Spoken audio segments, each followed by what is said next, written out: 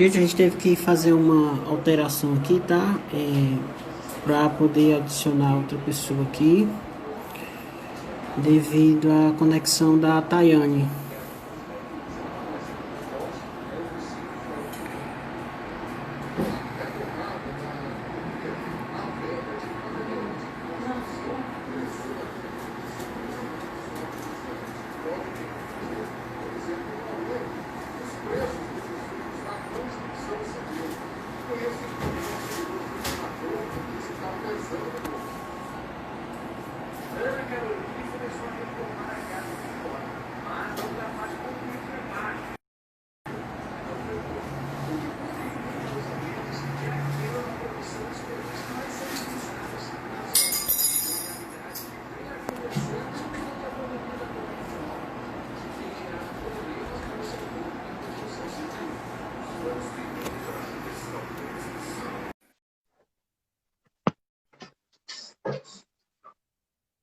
O Regis. E aí, Reginaldo? E aí, meu filho? Tava vendo só tua testa, agora eu vejo completamente a face. É, a testa grande, né? Ah. E o celular ajuda, né? O celular tá bem pertinho, aí pronto, né? Então, Eu, quando tava com a Tayane, eu tava só afastando aqui, né? Porque tava aparecendo no nariz, né? Eu só afastando um pouco mais pro celular, pra não transparecer tanto. é, gente, boa noite. Desculpa a mudança que a gente fez. Tirou uma pessoa quase bonita, né? Como dizer que a Tânia é bonita, é quase bonita para uma pessoa feia que nem eu. O dois feios agora na live. E aí vamos dar continuidade à nossa live, né? Sobre o Estatuto da Juventude.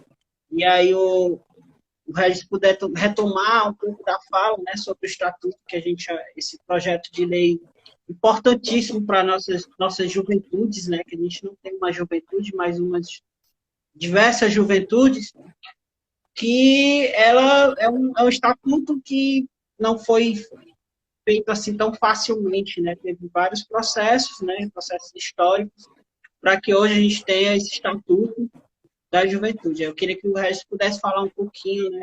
Retomar um pouco também. Passo para ti o É, bastão. Hein? não, muito bom, Edinaldo, né? A gente compreende os problemas técnicos, né? A minha internet tem dia que não está também tão boa, e isso tem muita relação também com a pandemia, né? Mais pessoas usando, um número Sim, altíssimo de lives acontecendo no mesmo período, né? O meu agora tinha 16 lives acontecendo, né? Porque eu sigo muita gente e muita gente que faz live, então tinha umas 16 lives acontecendo, né? Então a gente compreende isso tranquilamente. Mas também tem o fato também de quanto mais você está distante da cidade, mais as conexões vão ficando ruins, né? é, Eu coloco isso porque o direito à internet não é um direito da juventude, descrito que nós temos direito à comunicação, a isso. oportunidades, e que essas oportunidades precisam ser as melhores possíveis. E retomando essa conversa, a Tayane tinha perguntado qual é o nosso envolvimento com o movimento social de juventude, nossa relação com o Estatuto da Juventude, né?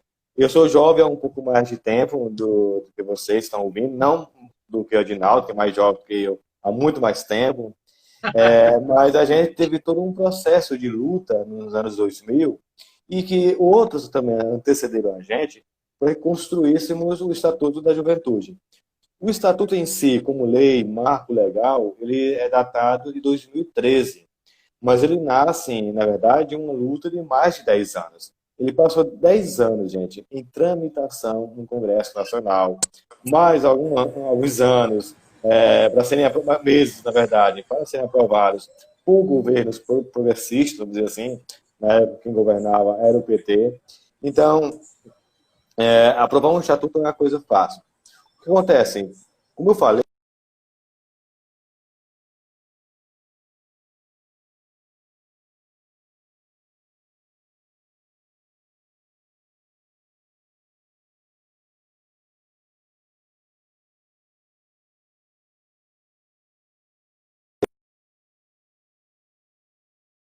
essa lei, dessa lei aprovada e implementada também, certo?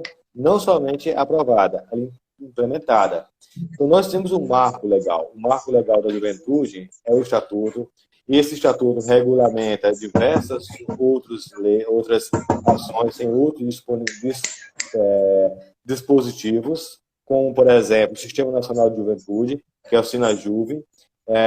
Temos os Conselhos de Juventude também, que são diretrizes dessa política maior, e o conjunto de leis que envolve educação, saúde, transporte, moradia, que são contidos nesse estatuto. Qual é a questão? É a sua implementação. E aí, nosso papel como movimentos de juventudes reunidos é poder lutar por essa implementação real, mesmo que a gente estamos vivendo um contexto de debilidades muito grandes na área da juventude, na área dos direitos humanos.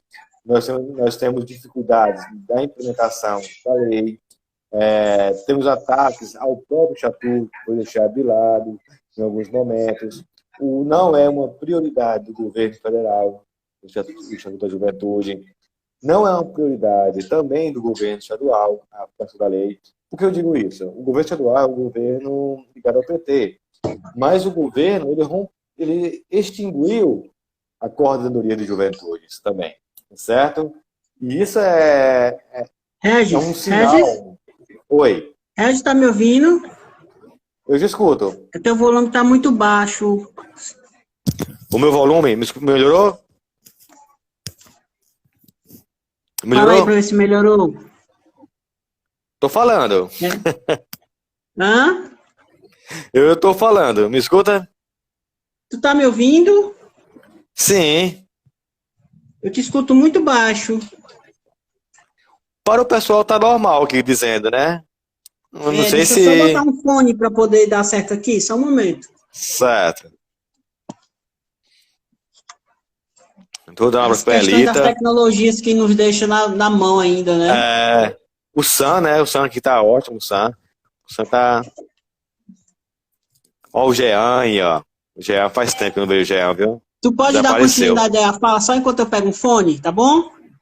Posso, pode ir lá. Então, gente, vamos dar continuidade enquanto o Edinaldo pega um fone e quem estiver me escutando aí vai falando sobre isso. Vai estar comentando que agora a gente precisa dessa implementação da lei do Estatuto da Juventude na real. Nós vivemos retrocessos muito grandes. Não há um investimento, na verdade, uma vontade política, nem investimento financeiro, nem implementação das políticas públicas relacionadas às juventudes. E então a gente precisa fazer todo um aparato de luta, continuar as nossas mobilizações sociais que leve à implementação do Estatuto nas regiões em que nós estamos e garanta o mínimo de condições para adolescentes e jovens viverem com o mínimo, né, e com dignidade. Me escuta, Edinaldo? Agora tá show. Tô com fone. Tá show, né? Pronto. E aí, Regis, a gente tem o Estatuto desde 2013, mas a gente fica se perguntando como é que está sendo efetivado, né? Como é que essas políticas, né, estão vindo, né, para os nossos municípios, né, tanto para a cidade, né, para as periferias, quanto para o campo, como a gente tem muitos jovens, né, do campo, né, dentro do movimento Corpo. E como é que é esse acesso, né, que a gente tem? Vocês, enquanto Visão Mundial, têm uma metodologia de trabalho muito, muito interessante, que é o MJPOP, né, que faz essa fiscalização de projetos, de políticas públicas para a juventude. Poderia falar um pouco sobre isso para a gente? A gente sempre tem a noção, talvez, que nada está acontecendo depois que é feito o marco legal do Estatuto. A gente tem isso, mas a gente tem tantos problemas e tantas dificuldades que parece que nada foi aprovado, nada andou. A gente precisa fazer essa crítica, com toda certeza. outras questões deveriam ter sido implementadas com maior urgência. Mas o Estatuto ele já garante algumas coisas importantes. Eu queria compartilhar isso com vocês, porque parece que não são ganhos. Mas, por exemplo, meia entrada cultural e gratuidades para jovens de baixa renda é um ponto do Estatuto. Ela precisa ser garantida, essa meia entrada. Então, o artigo 23 do Estatuto diz que é assegurado aos jovens de até 29 anos, pertencentes às famílias de baixa renda e aos estudantes que estão matriculados de forma regular, né, o acesso às salas de cinema, cineclubes, teatros, espetáculos musicais, circenses, eventos educativos. Gente, antes do Estatuto, isso não era uma lei regulamentada. Então, quando eu olho hoje e tenho isso regulamentado, eu posso dizer, olha, é uma lei e não posso impedir essa lei de ser executada. Por quê? Qual é a proposta atual do Paulo Guedes? O Paulo Guedes veio sugerir que existe muita meia entrada em cinema. E a ideia dele é tirar a meia entrada. Você não pode tirar a meia entrada porque isso é um dispositivo de lei federal. O adolescente de baixa renda tem direito a entrar, a comprar em meia. E assim, mas porque os empresários estão ganhando muito dinheiro. Não é pouco dinheiro. Não estão. Se estivesse ganhando pouco dinheiro, estava tudo fechado, tinha falido. E não faliu nada. Então essa lógica aí não funciona muito desse jeito. Nós temos outra lei garantida no Estatuto, e eu vou explicar isso, que é a meia entrada para o transporte coletivo interestadual. Você pode reservar a sua vaga, e se for um estudante de baixa renda, um jovem de baixa renda, você pode usar esse dispositivo da lei, certo? E reservar a sua passagem para coletivos, para ônibus interestaduais. Eu falo desses dois pontos aqui, e olhando também para a juventude rural, que está na zona rural também, são pontos que já garantem alguma mobilidade para a gente, e algumas diretrizes para prefeituras aplicarem algumas dessas políticas, certo? Falta muito. Aí, Edinaldo, se for olhar para o Estatuto da Juventude realmente, e para tudo que a juventude necessita, a juventude rural, principalmente, que é garantida, por exemplo, a juventude rural, os meios para acessarem a universidade, a terem espaços que possam desenvolver suas profissões nos seus territórios também. Foi feito pouca coisa, na verdade, até 2016. Eu falo isso no marco, porque até 2016 tínhamos um governo com falhas, mas que com essas falhas atendiam um pouco das nossas necessidades e emergências. O que nós temos a partir de hoje, gente, tanto para a juventude rural, a juventude rural está sendo esquecida, está sendo... as leis não estão sendo cumpridas como deveria, os direitos estão sendo revogados, os ataques estão sendo feitos. Também para a juventude urbana não é diferente. Esse tempo, são tempos muito difíceis, tempos que nos levaram a ter algumas revogações importantes de leis ou leis que são deixadas para trás, faz com que a juventude que temos hoje olhe para o Estatuto, não conheça o Estatuto e abandone ele, na verdade. E não tem lei. Gente, o Estatuto ele é importante porque ele é um marco legal. Se eu quero fazer alguma manifestação, se eu quero fazer alguma reivindicação, eu tenho que chegar para o meu governante, aquele que está no governo, e dizer assim, é lei e o senhor tem que cumprir isso. Claro que nós temos hoje. Não podemos dizer que o Estatuto não tem questões importantes que estão sendo executadas, porque tem questões importantes. Imagine, se não tivesse um Estatuto, o governo Bolsonaro tinha encerrado o Conselho Nacional de Juventudes, da qual a gente faz parte, o Evento Pop. E um conselho difícil hoje, é um conselho que, assim, a gente teve um tempo muito bom de um conselho que debatia muitas questões.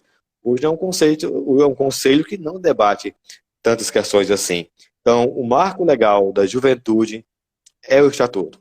E tem diversas leis que garantem o nosso acesso à educação, à saúde, ao lazer, que precisam ser relembrados e reivindicados no lugar que eu estou. A gente ainda tem essas lacunas, né, dentro do estatuto. Alguns municípios que nem conselhos de juventude tem, né, que a gente tem dentro desse marco legal essa criação de conselhos, né, estaduais, municipais, para justamente estar fazendo esse processo de fiscalização dessas iniciativas, né? E o massa que tanto o Estatuto e tantos outros projetos que vem fortalecendo cada vez mais as juventudes, né? Hoje a gente fica muito feliz quando escuta que na comunidade quilombola da Serra do Evaristo tem jovens que estão tendo acesso à universidade, né? E de tantos outros lugares, tendo esse acesso às universidades públicas, né? Públicas, porque a gente tem muito ainda essa questão dos estigmas da juventude, né? A violência muito forte, né, das juventudes com as juventudes, mas existe também muita falta ainda dos direitos que essas juventudes têm, né? E aí, eu queria que tu falasse um pouco sobre o MJ-Pop que eu tinha te perguntado para a gente conhecer. Pronto. Aí o MJ-Pop, gente, é monitoramento jovem de políticas públicas, né? Existe há mais de 15 anos e como todo movimento de juventude passa por altos e baixos também, né?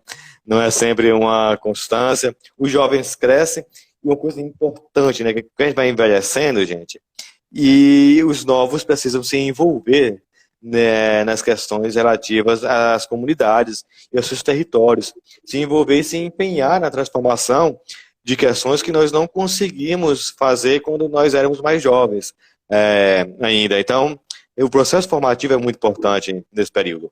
E o MJ-Pop, ele monitora, então, políticas públicas, porque ele acredita, na verdade, na participação social e no protagonismo de adolescentes e jovens dentro do seu território. Nós estamos presentes em 9 estados hoje, mais de forma efetiva, certo? E também em mais de 20 cidades, são 35 grupos, na verdade. E fazendo esse trabalho de investigação social, de também monitoramento de políticas públicas. Eu quero falar um pouco sobre isso também, né, sobre monitorar políticas públicas, porque é algo muito importante para a gente debater quando fala do Estatuto. E temos feito esse trabalho. O último trabalho que nós fizemos, que é muito importante, foi agora na pandemia. Quando em março iniciou a pandemia, nós fizemos uma pesquisa social através da internet, certo? Com os jovens, tanto do interior quanto da zona urbana. E na pesquisa, antes de qualquer pesquisa lançada no Brasil, antes do governo dizer que existia isso, nós relatamos que existia casos de Covid na comunidade, certo? Uhum. Já. E disseram assim, não, essa pesquisa não é válida porque o SUS não detectou ainda. Mas a gente do território, a gente sabe. A juventude que está no território sabe quando isso acontece. Essa pesquisa, gente, que a gente fez isso, fez em março, gerou dentro do Conselho de Juventudes Nacional, o Conselho Nacional de Juventude, uma indagação, assim, precisamos escutar quais são os impactos da pandemia na vida da juventude. E então nós fizemos uma pesquisa maior junto com o Conselho Nacional de Juventudes, a MJ-Pop, a Unesco, Fundação Roberto Marinho, para escutar 33 mil adolescentes e jovens brasileiros, para ver como é que eles estavam enfrentando a pandemia e o que eles pensavam no futuro. Essa pesquisa, que saiu até no Jornal Nacional, certo? Jornal Nacional, fantástico, revelou que os jovens, por exemplo, da periferia, estão desistindo da escola, não querem estudar. Concluir, não querem fazer o Enem, por exemplo, nesse momento, porque acham que não tem condições de fazer. E mostrar todas as disparidades que existem entre a juventude classe média, que a gente identificou, e a juventude da periferia, quanto à educação, quanto a emprego. A gente trata de forma diferente tudo isso. Então, essa pesquisa está disponível num site chamado Juventudes e Pandemia, que a gente fez especialmente, tem todos os dados e ajuda a gente a monitorar a questão do impacto da pandemia na vida desses jovens. Por que eu digo isso? Aí eu vou voltar à questão de políticas públicas. A gente tem que monitorar políticas públicas. Política pública, ela nasce da preocupação ou de um problema que existe dentro de um território, dentro de uma comunidade. Esse monitoramento, ele acontece em diversos momentos da existência da política. Ele acontece para a implementação da política, inicialmente, quando o problema é detectado. Ele acontece para a implementação da política, porque não adianta ter um estatuto e dizer que tem uma lei, mas não se aplicar e se implementar as medidas que são anunciadas.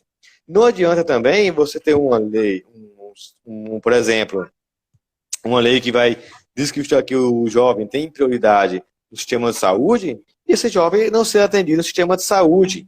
Eu não vou falar de lei do SUS, de enfrentamento da pandemia, porque nós não temos nenhuma diretriz nacional de enfrentamento à pandemia, nesse momento, pelo SUS, certo?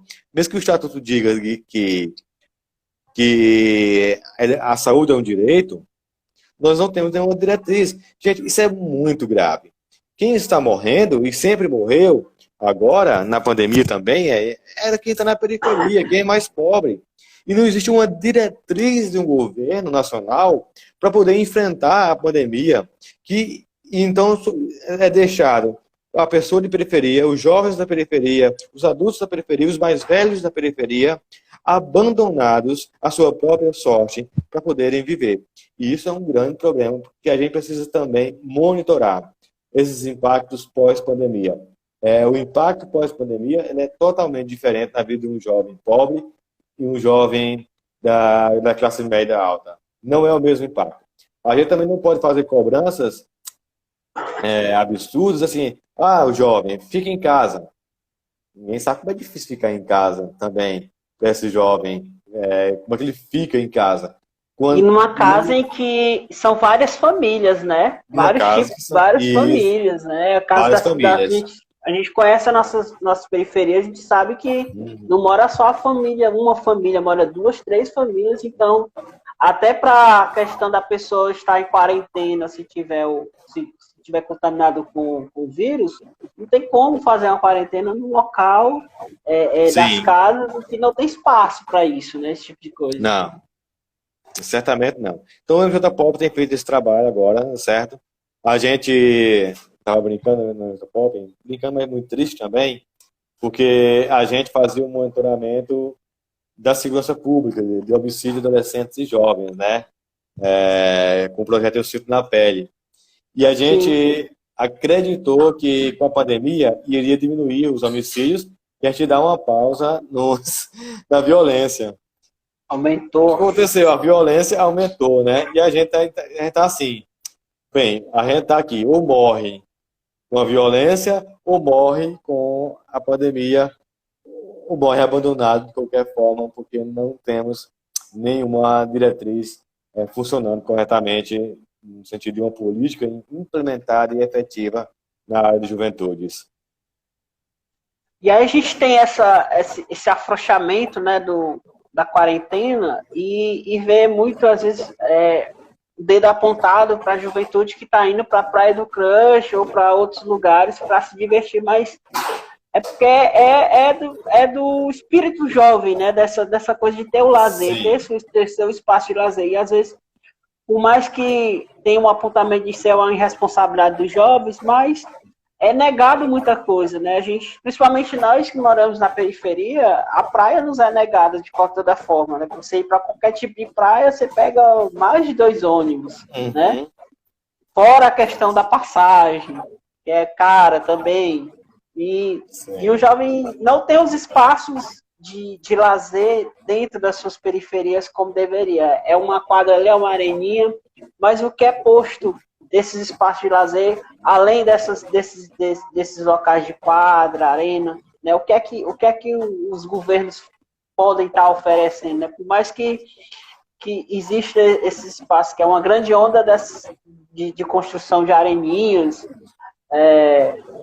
e não existe um acompanhamento desse sentido, né? A gente vê muito, eu acho muito linda a nossa juventude que sempre se reinventa, né? A gente vê a galera hoje fazendo os sarais, virtuais rolando aí, os sarais que rolavam antes no Palmeiras, no Sarau da B1, né, no São Cristóvão e tantos outros aí. Então eles estão fazendo isso dentro das lives. Mas é necessário ainda essa questão de ter um espaço para se curtir, para ter esse lazer, né? A gente está há mais de 4 meses nessa história da pandemia, né? A gente, como você bem falou, não tem diretrizes dentro do governo federal para o combate, né, à pandemia, né? A gente vê um trabalho muito esforçado dos governos e dos municípios, que inclusive estão sendo perseguidos por esse desgoverno, que eu gosto de chamar desgoverno mesmo, dos governos Bolsonaro, que estão acusando eles, né, jogando a culpa para esses governos e municípios, sendo que ele não está fazendo nenhuma atitude para o combate à pandemia, né? Isso é uma coisa muito importante que a gente tem para poder falar, né? E vou pegar o microfone para não ficar tão baixo, né? O governo federal, ele é o grande culpado de estarmos na situação que nós estamos na pandemia. Você tem um governo que desrespeita sequencialmente diversos processos, a vida dos mais pobres. A gente não pode esquecer disso. Eu coloco isso e pego isso mais firme, porque 100 mil mortes são 100 mil famílias que se vão, que têm seus corações, a gente até usa um termo, né? São 100 mil amores de alguém que partiram. E às vezes de famílias inteiras, partiram tios, avós, pais, são 100 mil mortes, não é algo para se deixar de lado. E isso aconteceu porque um governo não assumiu a responsabilidade quando deveria ter assumido, certo? E aí nós também temos que reforçar uma coisa muito importante nesse momento, que os governos estaduais assumiram a responsabilidade, às vezes sozinhos, em parte também, mas que existe uma pressão enorme de setores da elite brasileira para a retomada de serviços que não são essenciais, certo? E isso se une ao quê? É a elite brasileira, essa classe média brasileira, que acha que jovem e que pessoa pobre tem que morrer. Gente, eles nunca se importaram com a morte de ninguém. O racismo não é uma coisa nova no Brasil, está sendo apenas mais filmado. O homicídio acontecia a 60 mil, a 70 mil por ano. A elite brasileira não está preocupada com a vida das pessoas. E essa elite, ela está no poder. E essa elite é uma elite atrasada, é uma elite muito mal. E a gente precisa falar sobre classes também. Porque a gente está sendo ferido e atacado porque nós pertencemos à classe mais simples, mais pobre desse país. Hoje, e aí vamos retomar o que aconteceu em Minas Gerais, por exemplo. Uma fazenda do MST, um território do MST invadido pela polícia, atacado, escola queimada. Por quê? Escola queimada, lugar destruído da terra, porque não pertence aos mais pobres.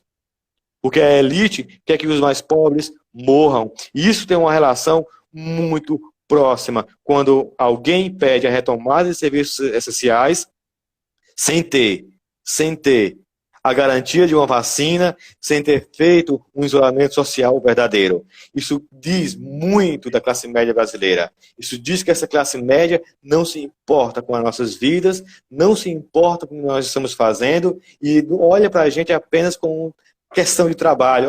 É mão de obra do trabalho e pronto. Isso é um desrespeito à vida. O governo federal faz esse desrespeito.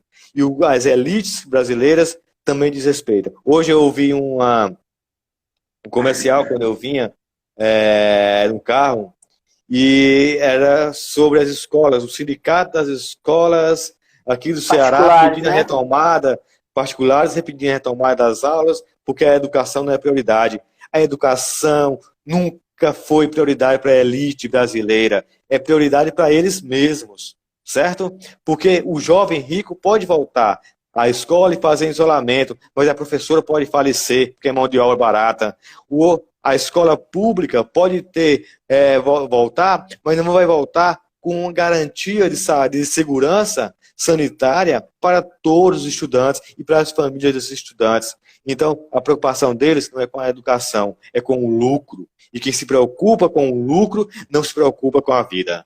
E aí nós temos que fazer essa luta, temos que continuar organizados, porque nós não estamos desorganizados, nós temos criado nossos movimentos de resistência, nós temos criado nossas formas de resistir, como diz nosso companheiro Rômulo, nós resistimos sempre, nós não estamos desorganizados, não podemos acreditar nisso, nós continuamos fazendo essa luta. E a prova é a obra Coping aqui também. Se a obra Coping está organizada, mostra que a juventude Coping está dizendo assim, não resistência aqui. Agora vamos unir essas formas de resistência, de existência e enfrentar essa elite que está no poder, que é uma elite que tem provocado a morte de mais de 100 mil brasileiros por conta do Covid, mais de 40 mil por conta de homicídios, e nós precisamos resistir a tudo isso e provar que a gente ainda pode construir e vamos construir um lugar diferente, um país diferente.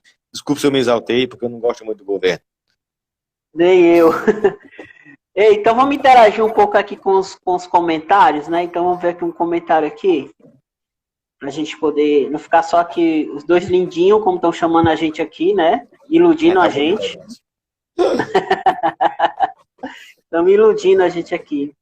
A Iracema, ela faz um questionamento aqui. Como é que dá a efetivação do estatuto quando a gente fala de juventude classe média e das classes populares?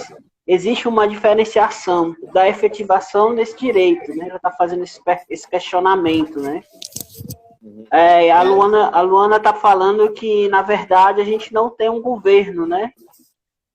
Tem um outro comentário aqui deixa eu procurar um outro que fica mais lá em cima, bem interessante que eu vi aqui. Porque mediar e ver os comentários é muito trabalho. Sim. Deixa eu procurar aqui. Vai, Hilton. Sim, vai. Pode falar, enquanto eu procuro. Primeiramente, o Estatuto da Juventude ele é universal, certo, gente? Quando ela é universal, ela contempla todos os jovens, certo? Que estão. Entretanto, tem dispositivos que são relacionados, acho que essa era a pergunta da Iracema, tem dispositivos que são relacionados com a diminuição da desigualdade social, certo? Como, por exemplo, quando o jovem de baixa renda, ele tem garantia de acesso a cinema, aquela meia entrada. Eu aconselho, né? Se você está me escutando, é um jovem de 15 e 29 anos de idade e de baixa renda, não esqueça de fazer seu ID jovem, certo? ID jovem e garantir o seu direito de acesso a diversos espaços culturais, de lazer e de cinema. É o seu direito. Então, o ID jovem, ele busca restringir essa desigualdade, diminuir essas desigualdades, porque todos nós tenhamos acesso, na verdade, a equipamentos de lazer, de cultura e de saúde também, né? Outra coisa bem importante, que o SUS já garante isso, né? Mas adolescente, por exemplo, tem que ter atendimento prioritário no SUS. Quem é que sabe disso, né? Que é o adolescente que chega no equipamento do posto de saúde, às vezes é maltratado por alguns funcionários, e a gente entende... Não, e se aparece lá uma menina gestante, já vão criticando a menina porque ela tá grávida, né? E a gente, assim, aí não faz aqui, não é criminalizando os profissionais de saúde que estão lá, porque aí, na maioria são muito bons, mas estão sobrecarregados também, né? Estão muito sobrecarregados, mas tem direito a atendimento prioritário quando o adolescente chega no SUS, certo? E aí precisa garantir isso. Então, o estatuto, ele é universal. A juventude classe média não precisa dele. Certo? Então, precisa nós que estamos na periferia, que tivemos os direitos desrespeitados e negados durante toda a nossa vida. Então, fazer o ID Jovem é uma forma de dizer assim, o estatuto está funcionando. Então, vá lá e tira o ID jovem. Eu conheço muitos jovens que não têm o ID, não desfrutam desse direito, né? E a Luana, né, nós não temos um governo, realmente nós não temos um governo que atende classes populares, né? Nós temos um governo que é um governo da elite brasileira, um governo que atende a determinado público brasileiro e que não está preocupado com os outros. Eu vou aproveitar para desfazer algumas mentiras do governo, né? Sim. A auxílio emergencial não foi um presente do presidente Bolsonaro, foi uma articulação dos partidos de esquerda e de partidos, incrivelmente, até partidos de direita se articularam para garantir o auxílio emergencial, certo? A oposição, com apoio de partidos, garantir o auxílio emergencial. E não é um presente do presidente Bolsonaro. E o mesmo não fez nada nesse sentido, a não ser a vontade que tem de poder encerrar esse auxílio o mais rápido possível. Sim. Tem um comentário aqui muito interessante do Ailton Soares. Ele fala: é necessário os grupos e organismos de juventude se apoderar para se empoderar diante de suas necessidades. Ele faz esse fortalecimento da questão das juventudes, né? Deixa eu ver outro comentário que tem. Então, esse da Luana aqui, outro da Luana. É necessário que multiplicar, infelizmente, esse problema da participação acontece em todos os movimentos sociais, né? Então, essa falta da participação de algumas pessoas em movimentos sociais, né? Sim. Só esses comentários. Todo aqui o Antônio, saudades, o Lênin, do Jango do Sul, né? Também. Nosso Janguru Sul. Tô com saudade de andar pelo Janguru Sul. Tô muito preso em casa. O nosso chefe, o James, né? Tava aqui também. Autarquia aí, viu? Autarquia é importante. Mas é isso, gente, realmente. A gente não tem o problema da participação e do conhecimento da lei, ele é muito importante no quesito que você precisa que as pessoas conheçam. Nós temos uma sociedade brasileira, você desconhecer a lei e seu direito, ele é um projeto, certo? Sim. Na verdade, ele é um projeto. Permitir que as pessoas não conheçam, na verdade, os dispositivos legais que garantem a sua vida, a sua dignidade. Isso é um projeto. Você aprova leis e essa lei não chega. Nós temos que deixar, que as pessoas falam muito, não, vamos deixar governo passa e passa, todo político é igual, todo político é ladrão. Gente, nem todo político é ladrão, e a política não é um espaço de ladrões. A política é um espaço de participação, que a gente precisa se apoderar dele e estar presente nele. Então, precisamos sim, aí o Ailton, se apoderar do estatuto e fazer com que a juventude reconheça o seu estatuto, para que façam as suas reivindicações baseadas no marco legal e na lei. Sim, está escrito aqui, certo? Eu me lembro do MJ Pop e outros movimentos, lá no tempo do Edinaldo, lá na pracinha do Curió, que eu me lembro que na época que eu me esqueci agora o nome, mas a prefeita era Luziane e o secretário de Juventude era... me esqueci, mas a gente... Eu lembro não. Mas era pela Reaja, tudo, e deu a ideia de construir uma pracinha lá naquela área do Curió. E a resposta da prefeitura foi que não tinha espaço para poder construir a pracinha. E eu me lembro que houve uma reunião depois da Reaja, dos grupos de juventude lá do Curió, do próprio MJPOL que fazia parte, e descobriram, numa pesquisa junto à prefeitura, terrenos que é da prefeitura no Curió. E se voltou até o secretário, olha, tem terreno sim lá, tá? Que você pode construir nesse terreno. Isso é uma forma que eu, conhecendo a lei, conhecendo os dispositivos da lei, eu posso reivindicar aquilo que é o meu direito, na verdade, como um jovem, né? O seu direito como jovem, né? Não sou mais jovem, né? Já tô caminhando pro Estatuto do Idoso já. Ainda bem que tem o Estatuto do Idoso para nos acolher. Então, a gente, conhecendo a nossa lei e conhecendo os dispositivos que nós temos, a gente aplica, certo? Quando o Paulo Guedes da vida diz que vai acabar com as meias entradas do cinema. Eu tenho uma aqui, ó, gente, para entender mais. Paulo, o senhor é liberal, a gente sabe que o senhor não lê muito, nem o presidente da República lê muito, mas tem um estatuto, tem uma lei. Ele nem lê, quer aumentar, né, os impostos dos livros, né? Tem uma lei que não permite que você faça isso, certo? E a gente precisa se reunir e fazer com que esses mecanismos cheguem ao maior número de jovens possível. Dizer assim, olha, vamos garantir que os nossos territórios sejam territórios de segurança, de proteção, quem tem as oportunidades para se desenvolver, para ser o que a gente quer ser. Eu digo assim, a gente precisa ter a opção de poder escolher o que nós queremos ser no futuro, quando somos crianças, né? Eu tenho um primo que a mãe dele pagou tudo para ele, né? Assim, somos pobres, né? Mas ele teve educação pública, uma educação de qualidade, e a gente queria muito que ele fosse engenheiro. E ele resolveu ser vaqueiro dentro da Paraíba. E ninguém tira dessa cabeça que ele quer ser vaqueiro. E ser vaqueiro, gente, não é um crime. É o sonho dele. Eu brinco, eu não conheço vaqueiro melhor do que o meu primo.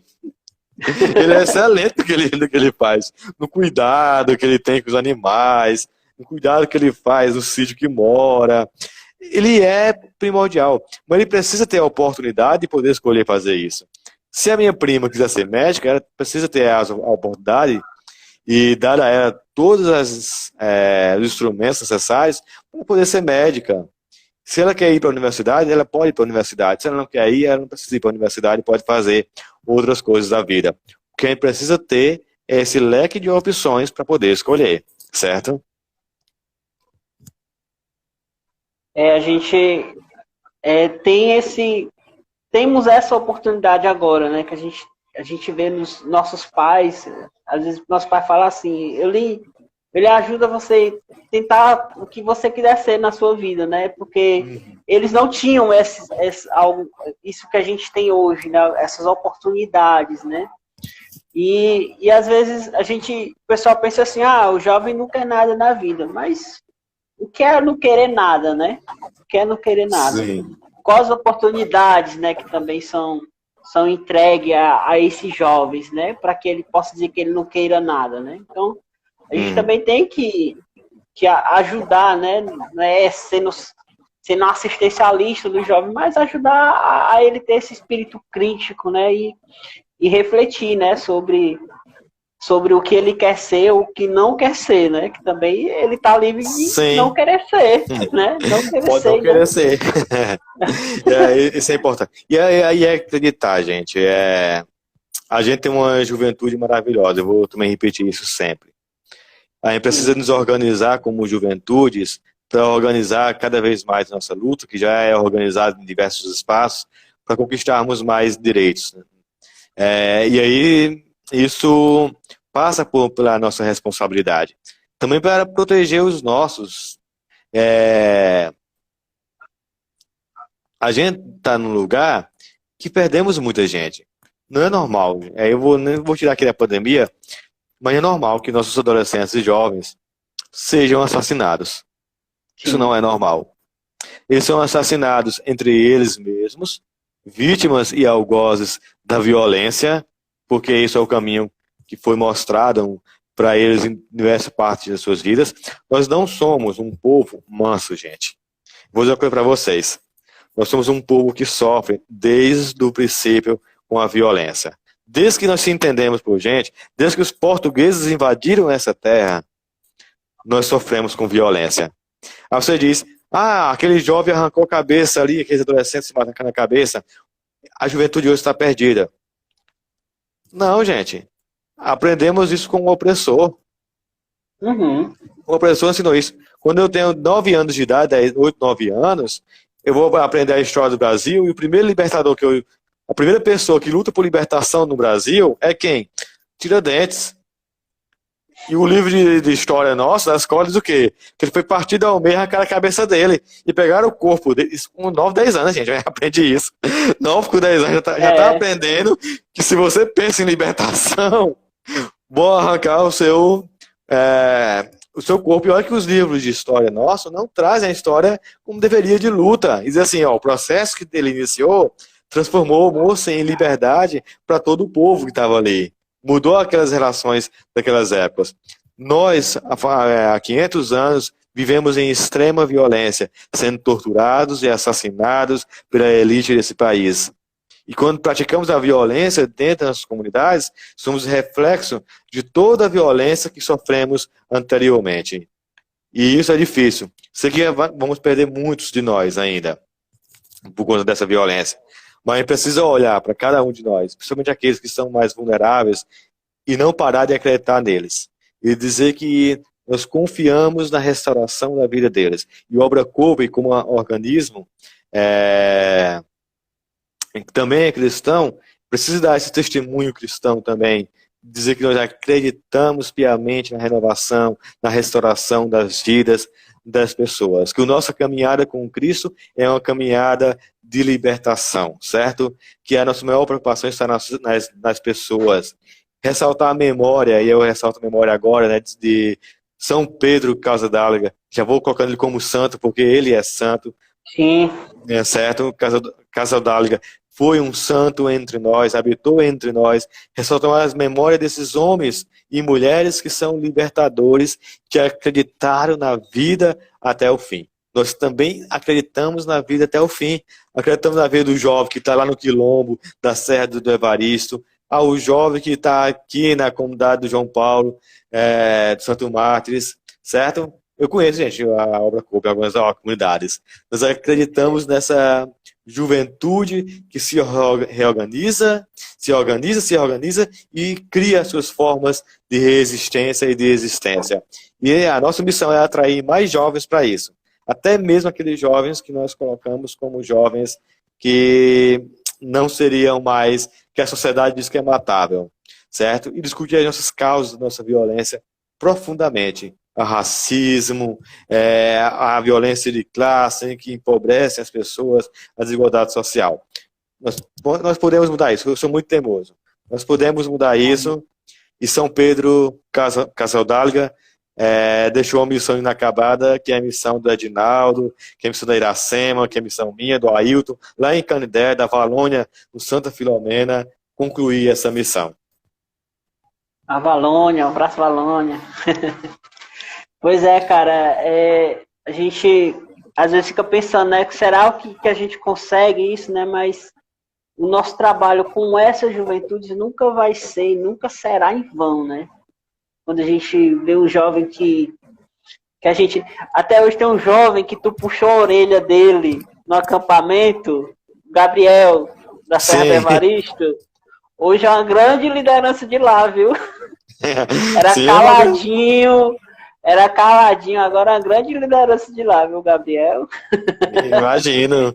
O Gabriel é um jovem incrível, fico muito feliz por ele. Tantos outros, né? Tantos outros que o acampamento da juventude e o seminário que a gente realiza, né? Que são os nossos 2 grandes eventos da Obra Corpo, faz assim surgir lideranças, né? Jovens que hoje estão aí em todos os espaços, né, seja se formando na agronomia para poder estar exercendo esse trabalho dentro das comunidades. Então, eu fico muito feliz de a gente ver esses jovens, né?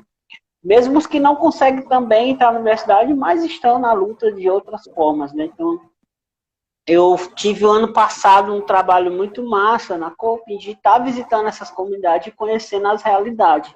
De subir a serra, tanto dos correntes e ver lugares assim, que você vê o pessoal todo dia, os jovens, eu fico pensando, pô, o moleque desce daqui de manhã para ir pro Baturité para estudar, né?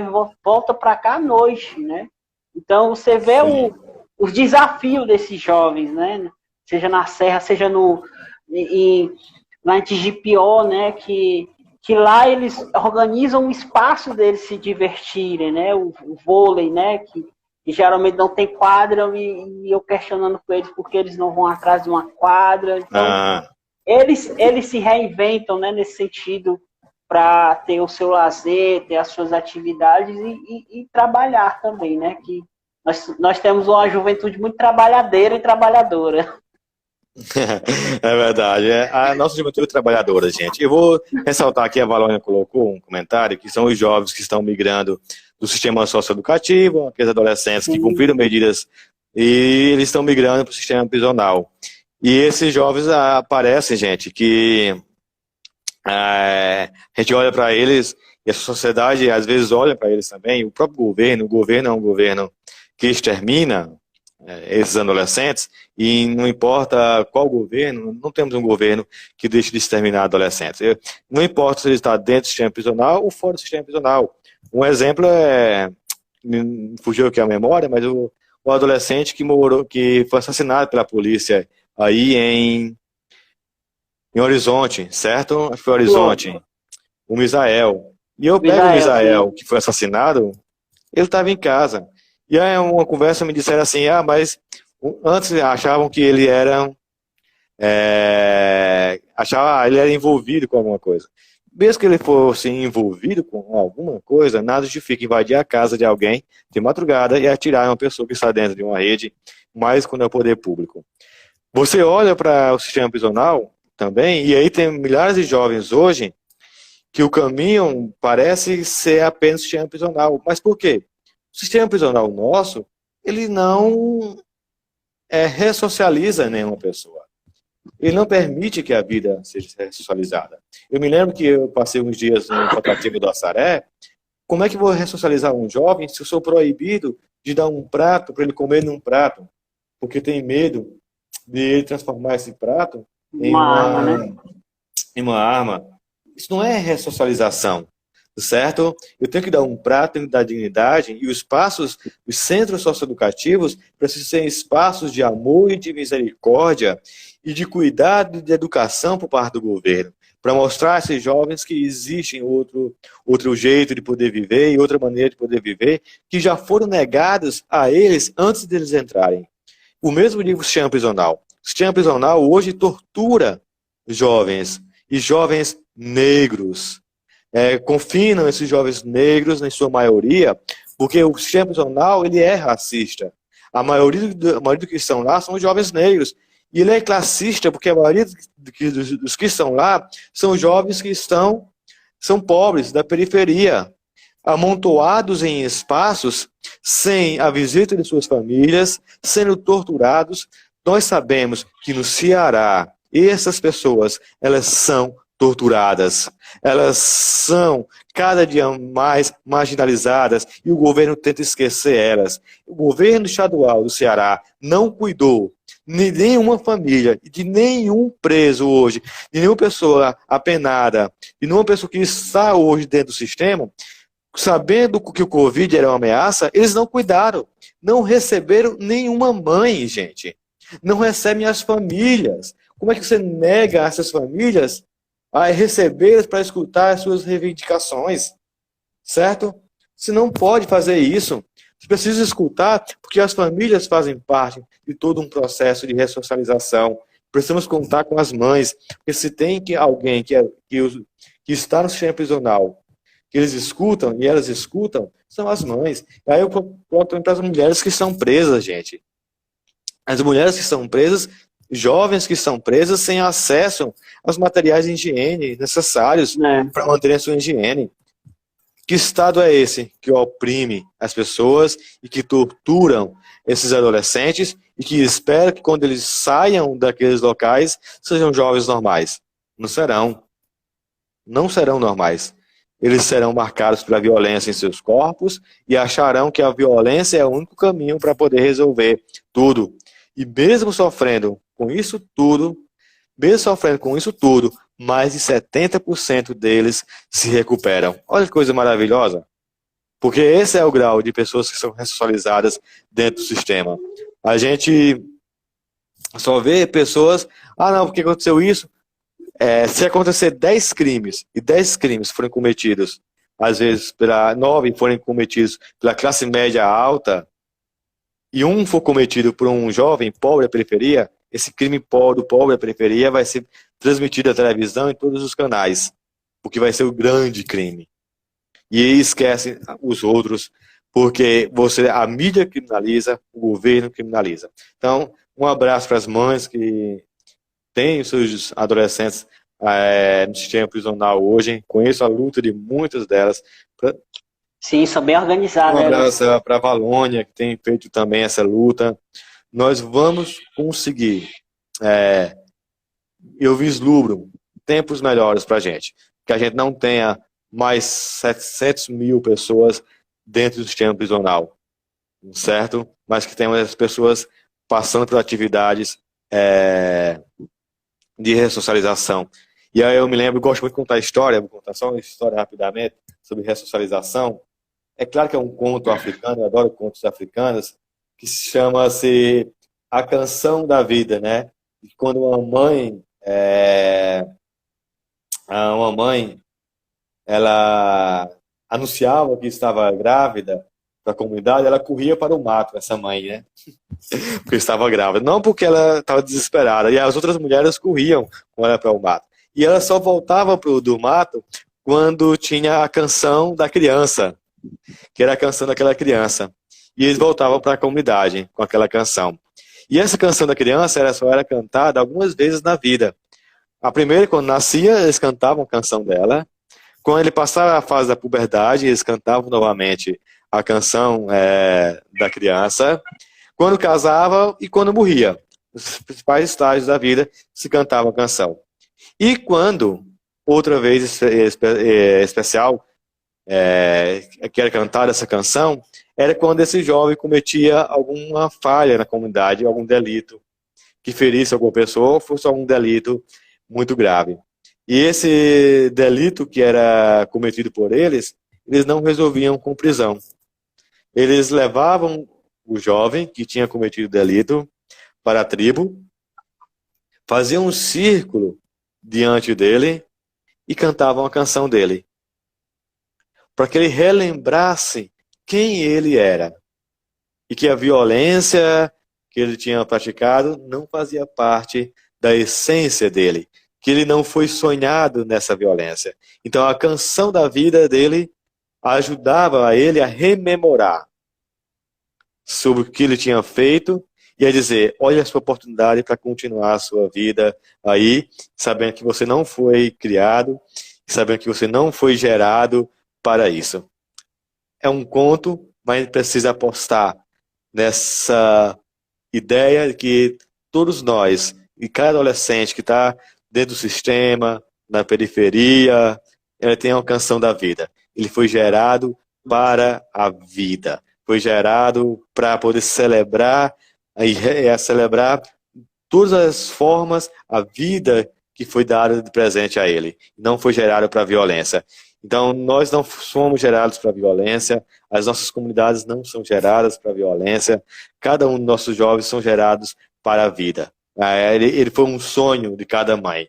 Mesmo que seja, às vezes, nascido em meio à violência, ele foi um sonho de cada família. Massa. A gente está chegando no finalzinho, né? Queria agradecer a sua participação. Você é de casa, né? Você já está integrado na COPE. Você já é da COPE. Sim.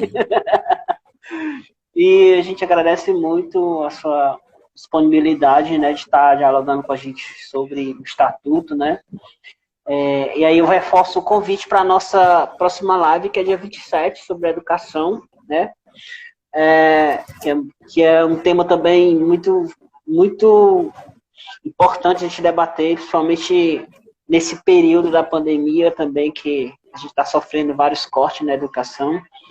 E aí a gente vai ter essa outra live sobre a educação. E aí, Raiz, eu queria que tu deixasse as considerações finais, aí um abraço aí pro pessoal. Eu já tô indo tomar café já. Não, mas antes de tomar, faz um nosso encerramento aqui, que a gente conversou tanto que perdeu o tempo, né? O Instagram só libera 1 hora. Então faz só as considerações finais aí, tá bom? Não, dar um tchau, agradecer, gente. Por isso, eu não estou vendo minha imagem, mas não vou te desligar, não. Estão me escutando, né? Não é isso? Estão me vendo também? Estamos sim, estamos escutando e te vendo. Garantam que eu estou aparecendo bonito, certo? Que não estão me vendo, não. Mas obrigado pela obra Cooper, que mora no meu coração há muito tempo, né? Uma obra incrível, um trabalho incrível, principalmente aqui no Nordeste, né? Um abraço a todos e a todas também que fazem isso e que a gente continue nessa luta, né? E é isso, gente. Muito obrigado. Valeu, Regis. Um abraço, querido. Um abraço. Boa noite. Obrigadão.